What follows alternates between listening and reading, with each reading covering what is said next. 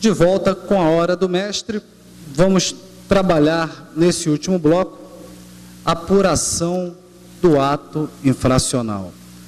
Precisamos distinguir como que a notícia desse ato infracional chegou para o delegado, para a autoridade policial. Chegou apenas a notícia ou chegou a notícia junto com o adolescente apreendido? Esse é o primeiro ponto. Isso vai fazer diferença. Mas antes de a gente avançar, é preciso alertar. Essa apuração ela é feita em duas etapas, duas fases. Você tem uma fase policial, que é na delegacia, e depois tem a fase judicial, quando é proposta a ação socioeducativa. Bom, é preciso distinguir então. Nessa fase policial, o adolescente chega apreendido. Por que apreendido? Ele foi flagrado praticando um ato infracional. Lembram daquela reportagem que a Rede Globo fazia? Entrevistava uma dona de casa na rua sobre violência e criminalidade. Quando, de repente, passa um adolescente e puxa o cordão da senhora, na frente das câmeras, sem a menor preocupação. O repórter chega a esboçar a reação e dá alguns passos em direção ao adolescente, mas ele desiste. A pergunta é, se esse repórter tivesse efetivamente prosseguido na perseguição e tivesse alcançado esse adolescente, esse repórter poderia prender o adolescente? Pode qualquer do povo, o particular, que não é policial, prender um adolescente?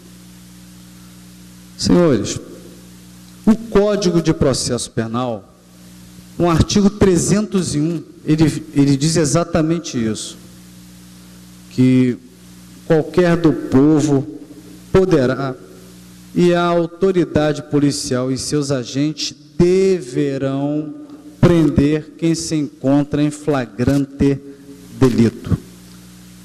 Em outras palavras, o particular, ele tem o direito de prender a pessoa que está em flagrante, é um direito do cidadão. Já o policial e a autoridade policial tem o dever de prender. Mas o Código de Processo Penal está se referindo a flagrante delito. Delito quer dizer crime. Não está falando expressamente que o particular pode prender em flagrante um adolescente quando pratica um ato infracional. Mas essa questão não traz maiores divergências. O que a gente pode afirmar é que o cidadão pode, sim, prender um adolescente que está sendo surpreendido, flagrado, praticando um ato infracional.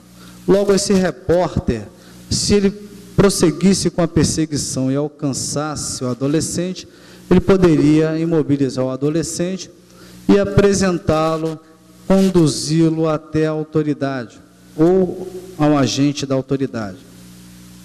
Bom, outra pergunta que fica, esse adolescente que foi surpreendido, que foi flagrado, ele vai ficar preso? A gente sempre ouve falar que para menor não dá nada. E o fato é que a gente vê a nossa clientela da delegacia, um grande número de adolescentes infratores envolvidos em atos infracionais. Vai furto, roubo, estupros, homicídio, tráfico. É muito comum chegar a notícia de atos infracionais praticados por adolescentes. É uma triste realidade, mas é a realidade. E a pergunta é a seguinte, o adolescente fica preso? Bom, o Estatuto da Criança e do Adolescente traz solução para essa questão. O Estatuto da Criança e do Adolescente diz que se o ato infracional no qual ele foi flagrado for um ato infracional praticado com violência ou grave ameaça, a autoridade policial deve apreender, em outras palavras, prender esse adolescente.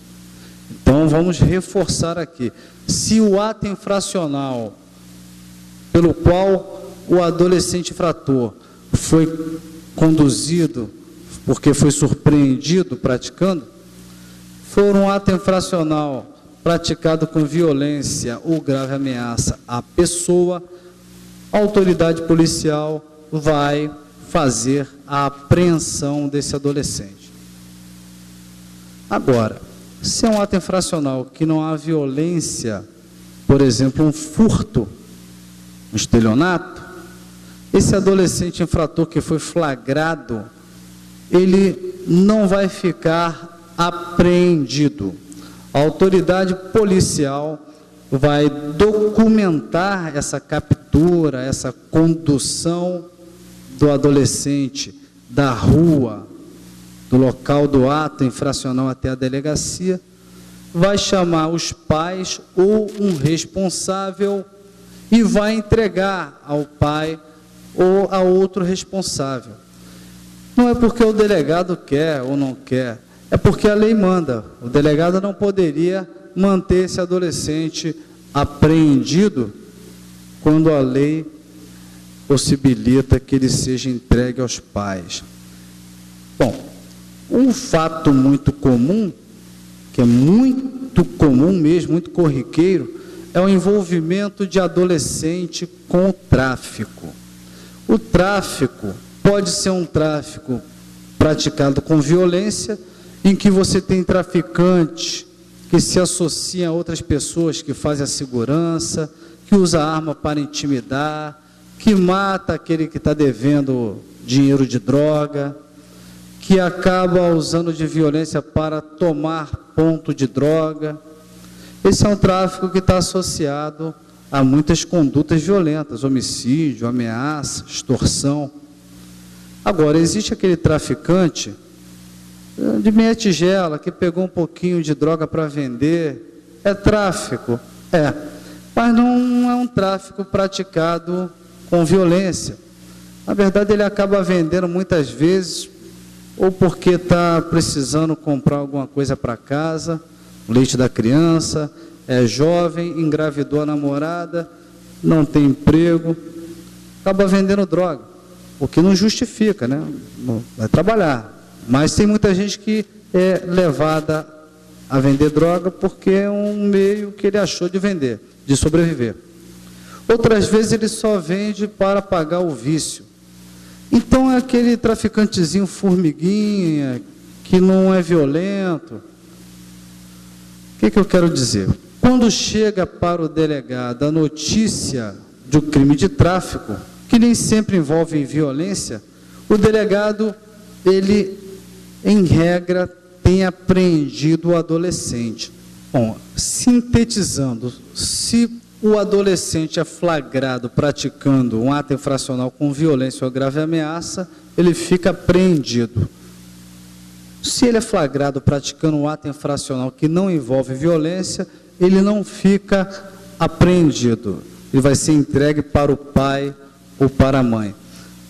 Porém, alguns crimes que não envolvem necessariamente violência ou grave ameaça, como tráfico, aquele traficante pequeno que está vendendo uma droga pulverizada, pouca quantidade, esse que não está praticando um crime violento pode até ser preso, melhor, apreendido. Embora não tenha violência ou grave ameaça no crime de tráfico, ele pode até ficar apreendido porque tráfico é um crime grave, que o tráfico acaba provocando uma repercussão social, ou porque ele dá mostras de que vai continuar vendendo a droga. Então, uma maneira de acautelar a ordem pública.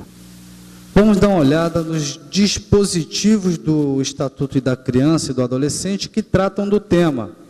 Artigo 173 do ECA. Em caso de flagrante de ato infracional cometido mediante violência ou grave ameaça à pessoa, A autoridade policial, sem prejuízo do disposto nos artigos 106, parágrafo único, e 107, deverá lavrar auto de apreensão. 2. Apreender produto e os instrumentos da infração. 3. Requisitar os exames ou perícias necessários à comprovação da materialidade e autoria. E, por outro lado, o parágrafo único, ele diz: nas demais hipóteses de flagrante, ou seja, quando não houver violência, quando não houver grave ameaça, a lavratura do auto poderá ser substituída por boletim de ocorrência circunstanciada. Bom, e quando esse adolescente não foi surpreendido, flagrado, praticando o ato infracional, como é que é feita a apuração do ato infracional na delegacia? Por exemplo, a mãe leva o filho na escola, quando vai buscar, o filho está chorando, ou o filho chega em casa chorando, reclamando que o colega da escola, que é menor, igual a ele, agrediu, bateu, ameaçou. Só que a mãe não está com o adolescente infrator do lado, só está com o filho, com a vítima. O que a mãe faz? Meu filho, vamos à delegacia noticiar essa agressão. Então, essa hipótese caracteriza uma situação em que não houve o flagrante desse adolescente infrator.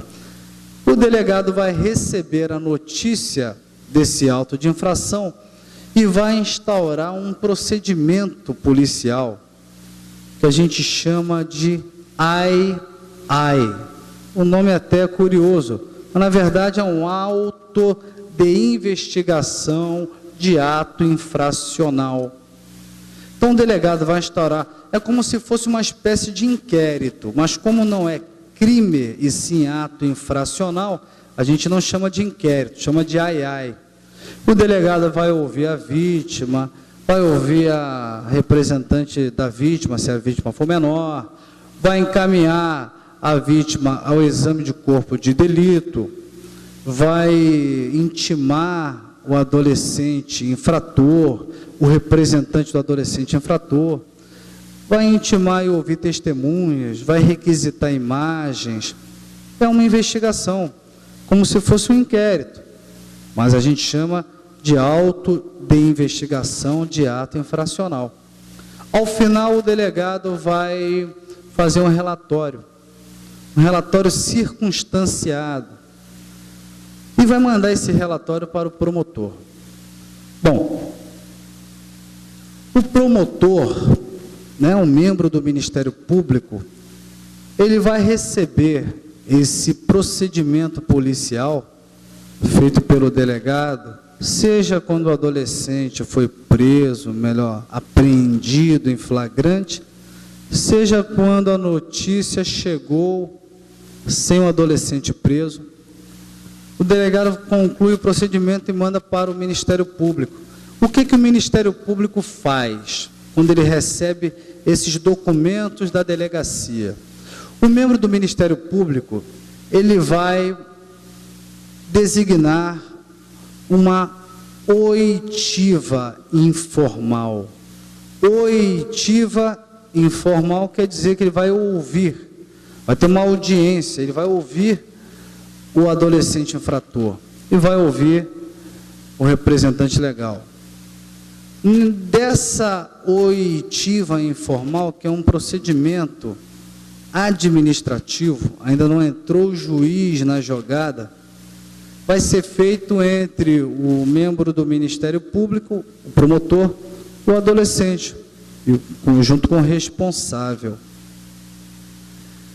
E a pergunta é a seguinte: o que acontece ao final dessa oitiva informal, dessa audiência?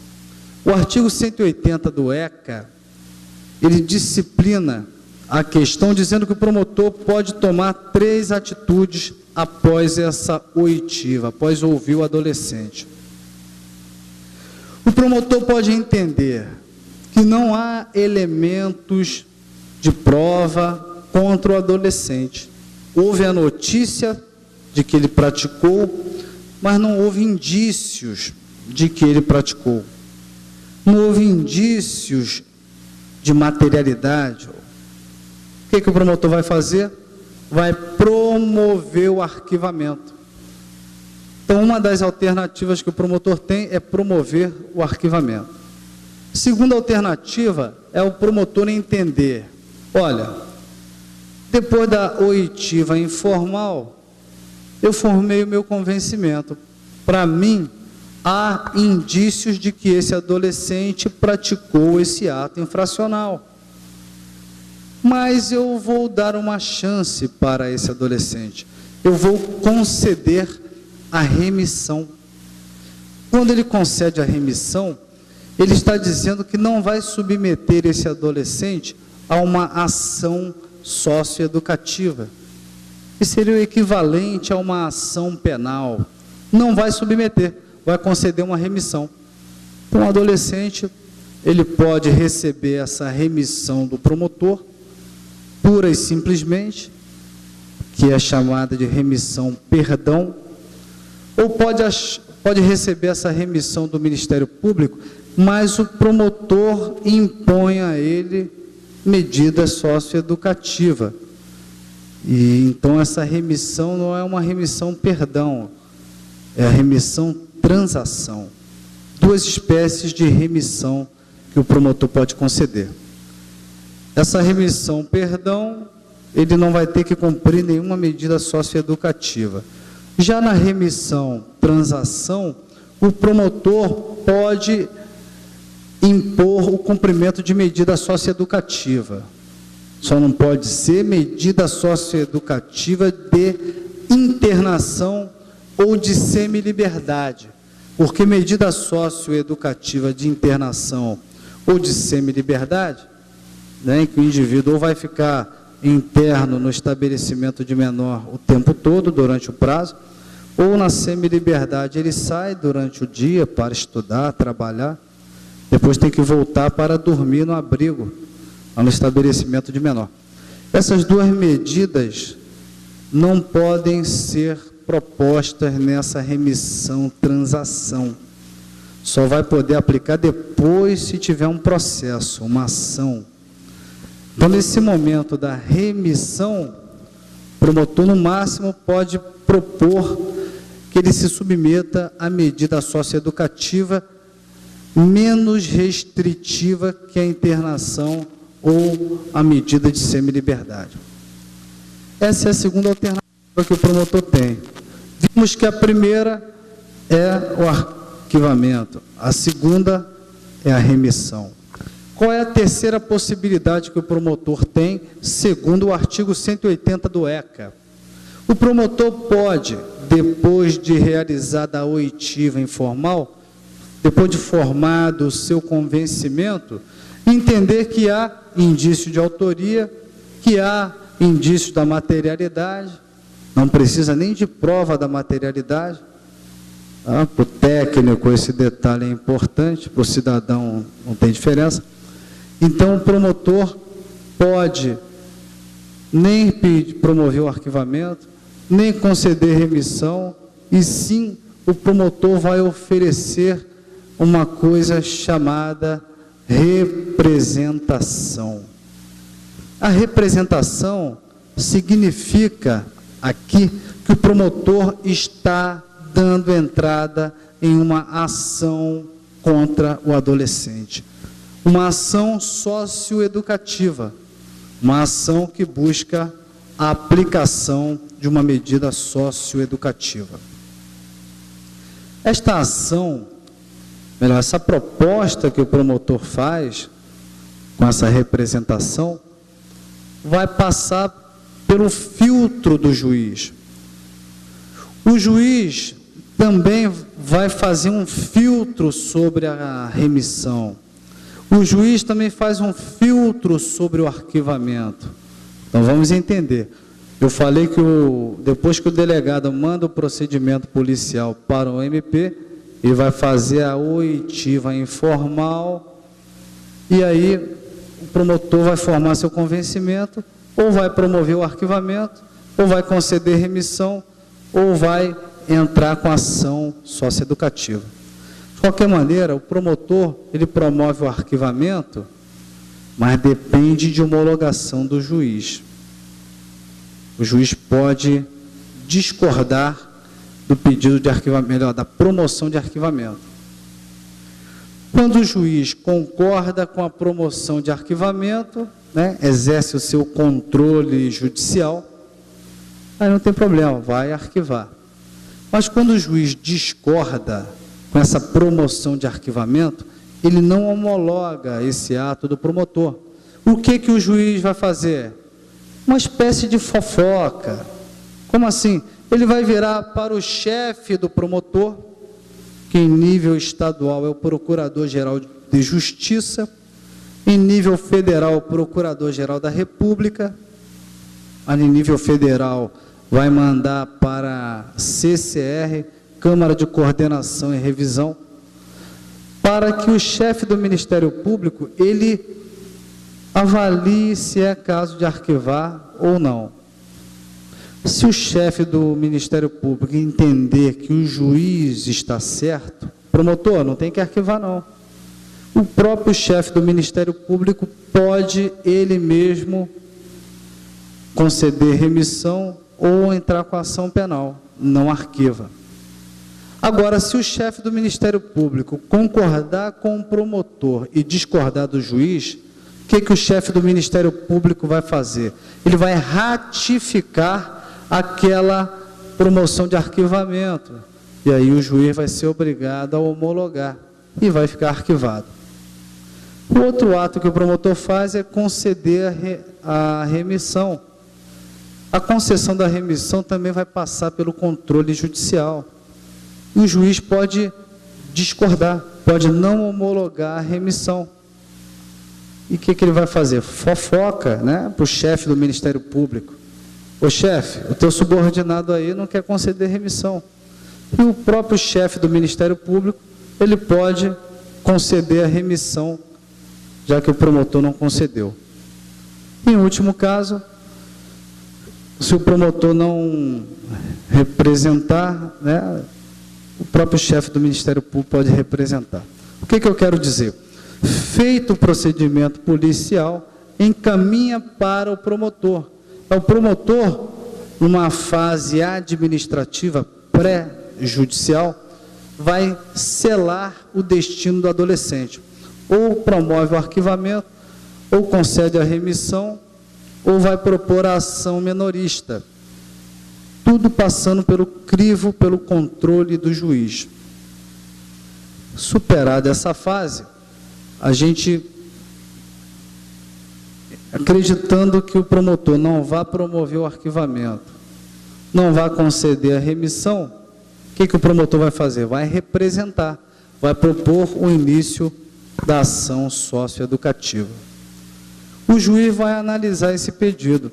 Se o juiz concluir que há indício de autoria e de materialidade, o juiz recebe essa representação e dá início à ação socioeducativa. Agora, se o juiz discordar, o juiz rejeita, não recebe a representação do promotor, não dá início à ação penal, melhor, à ação socioeducativa. Para a gente finalizar essa primeira parte desse tema, que é muito fecundo, só duas questões que podem interessar mais ao técnico do que ao cidadão de casa, que é o seguinte: pode o promotor oferecer a representação, ou seja, propor o início da ação socioeducativa, sem antes ouvir o adolescente, sem antes realizar a oitiva informal?